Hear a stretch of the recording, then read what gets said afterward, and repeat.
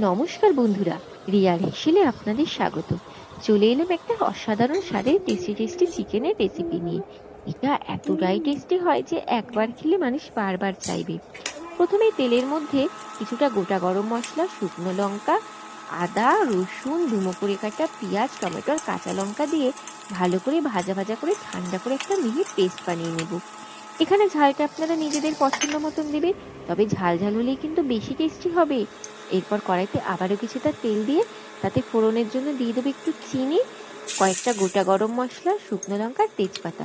চিনি দেওয়াতে রংটা খুব সুন্দর আসে। এরপর ফোড়ন দিয়ে যখন সুন্দর গন্ধ বেরোবে তাতে মিহি করে কাটা পেঁয়াজগুলো তুলে দেবো। পেঁয়াজটা একটু লালচে করে ভেজে নেব।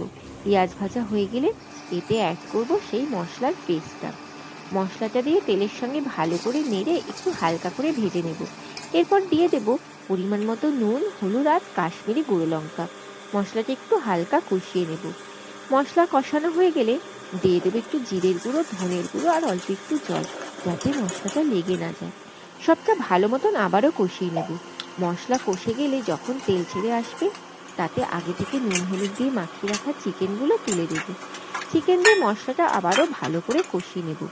যখন মাংস সেদ্ধ হয়ে গিয়ে একটু জল বেরিয়ে আসবে তখন দিয়ে দেবো কয়েক টুকরো ভাজা আলু।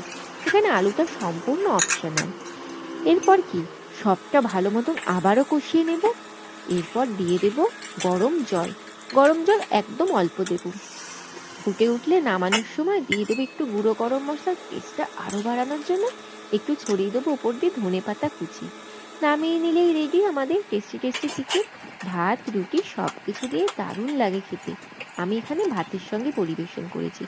ভিডিওটি সম্পূর্ণ দেখার জন্য অসংখ্য ধন্যবাদ। ভিডিওটি ভালো লাগলে একটা সাবস্ক্রাইব করে দেবেন, সঙ্গে লাইক শেয়ারও অবশ্যই